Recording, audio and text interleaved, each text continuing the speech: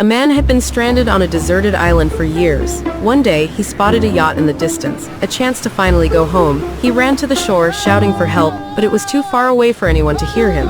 Determined, he rushed to his tent and grabbed the signal flare he had saved for so long. But when he fired it,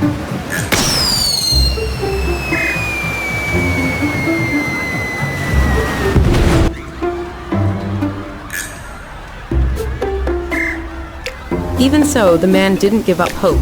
Then one day, he saw a plane in the sky. With no signal flare left, he waved frantically and rushed to the spot where he had drawn a distress signal. He hoped the plane would see his SOS, but